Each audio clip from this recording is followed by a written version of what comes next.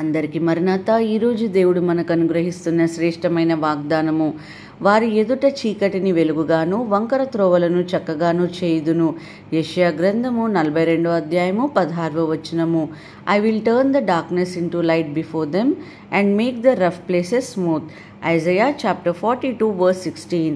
ఈ రోజుకు గాను దేవాతి దేవుడు మనకు అనుగ్రహించిన వాక్య భాగమును బట్టి ధ్యానించుకుందాము. ప్రియమైన సహోదరి సహోదరులారా, ప్రభువు ఈ రోజున వాగ్దానము చేస్తున్నారండి, మనల్ని బలపరుస్తున్నాని. వారి ఎదుట ఉన్న అటువంటి అంధకారంను వెలుగుమయంగాను వంకర త్రోవలు చక్కగాను చేస్తానని అంటున్నారు.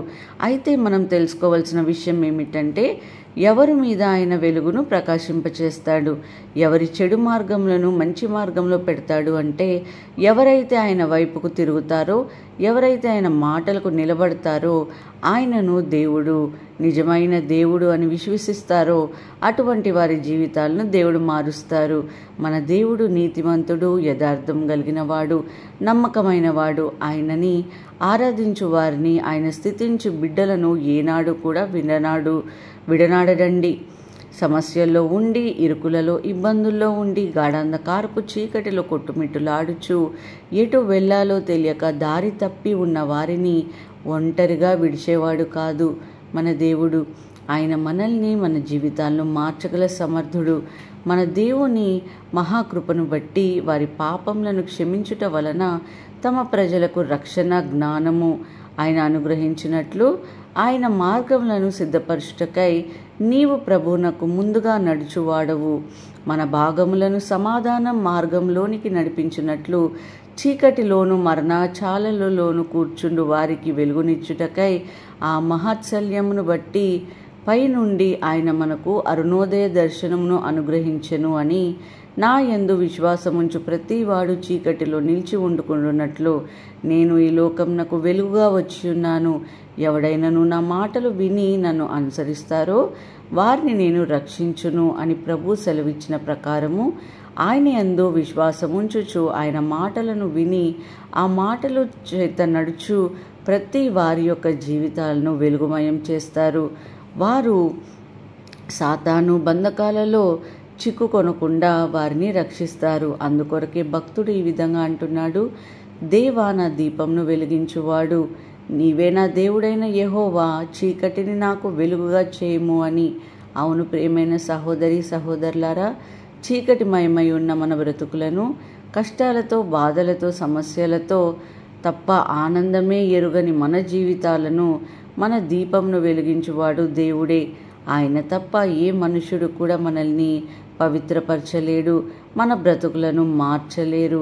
యేసయ్య శిష్యులతో ఒకడైన మత్తయి ఒకప్పుడు సుంకరిగా జీవించాడు. సుంకరి అంటే ఆ రోజుల్లో వ్యభిచారించే వారికంటేను, దొంగలించే వారికంటే ఘోరమైన పాపిగా పరిగణించేవారు. ఎవ్వరు కూడా సుంకరులతో మాట్లాడుతూ కానీ, వారితో కలిసి ఉండడానికి కానీ ఇష్టపడరు. అటువంటి మత్తయి యేసయ్య పిలిచినప్పుడు ఆయన పిలుపును తృణీకరించలేదు.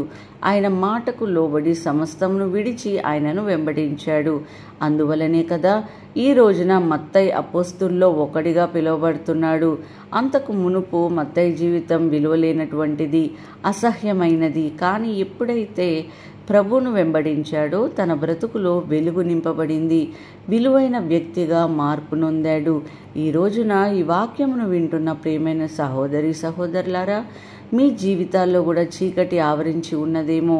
మార్గము తెలియక వంకర మార్గంలో ప్రయాణిస్తూ లేనిపోని సమస్యల్లో, ఇబ్బందుల్లో చిక్కుకున్నారేమో. అయితే ప్రభువు నిన్ను పిలుస్తున్నాడు, నా మాట చొప్పున జీవించమని అడుగుతున్నాడు. తద్వారా నీ శోధన నుండి విడిపిస్తాడు, శ్రమల నుండి నిన్ను లేవనెత్తుతాడు.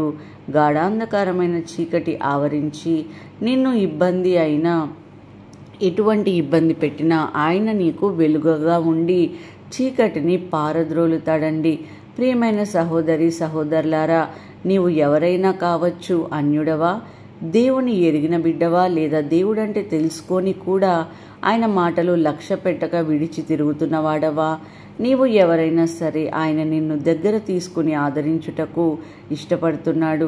నీకున్న సమస్యలు వలయం నుండి, అప్పుల ఊబి నుండి లేవనెత్తుటకు ఆయన సమర్థుడు. నీవు ఆలోచన చేస్తున్న ఆలోచనలో ఫలింప చేయగలిగిన వాడు. నీ అనారోగ్యంను తీసివేసి సంపూర్ణ ఆరోగ్యంతో నిన్ను ఆశీర్వదిస్తాడు. మన జీవితము చీకటిమయం కావడం అంటే ఏమిటో కాదు, మనలో శాంతి సమాధానము కరువై ఎప్పుడు దుఃఖముతో జీవించడమే. అటువంటి మన బ్రతుకులను మార్చుటకు తమ స్వచ్ఛమైన కాంతివంతమైన వెలుగును మనపై ప్రకాశింపచేయుటకు ఆయన తన హస్తమును మనపై ఉంచుతాడండి. ఈరోజు నీ కొరకు ఏ కార్యము జరగక ఆలస్యం అవుతుందేమో, ఆయన వైపు తిరుగు, ఆయనే సరళమైన మార్గంను నడిపిస్తారు. దేవుడు ఈ మాటలను దీవించుగాక. ప్రార్థన. మహాపరిశుద్ధుడా ఘనమైన తండ్రి, మీ బంగారు పాదములకు స్తోత్రములు ప్రభువా. యేసయ్యా, మీరిచ్చిన ఈ గొప్ప వాగ్దానం కొరకు స్తోత్రములు తండ్రి. ప్రభువా, మేమందరము కూడా తండ్రి ఏకీభవించి ప్రార్థన చేసుకొని చుండగా ప్రభువా తండ్రి మమ్మల్ని దర్శించండి. మా యొక్క ప్రార్థనలకు నా ప్రభా యేసయ్యా నెరవేర్పు దయచేయమని వేడుకొంచున్నాము. అవును తండ్రి, మత్తయ్య గారు ఏ విధంగా అయితే మిమ్మల్ని అనుసరించారో, మీ మాటను తృణీకరించకుండా మిమ్మల్ని అనుసరించి ఒక గొప్ప వ్యక్తిగా నిలవబెట్టారో, అదేవిధంగా మేము కూడా తండ్రి యేసయ్యా మీ మాటకు నా ప్రభ లోబడి తండ్రి మీ ద్వారా మేము ఎంతగానో ప్రభ గొప్ప వ్యక్తులుగా, దీవెనలు పొందుకునే బిడ్డలుగా, కృప వెంబడి కృపతో రక్షింపబడే బిడ్డలుగా మమ్మల్ని దీవించమని వేడుకొంచున్నాం తండ్రి. ఈ ప్రార్థనలో ఏకీభవిస్తున్న చిన్నవారు, యవనస్తులు, పెద్దవారు, వృద్ధులు ప్రతి ఒక్కరిని దీవించమని నజరేయుడైన యేసు క్రీస్తు పరిశుద్ధ నామంలో అడిగి వేడుకొంచున్నాము తండ్రి. ఆమేన్.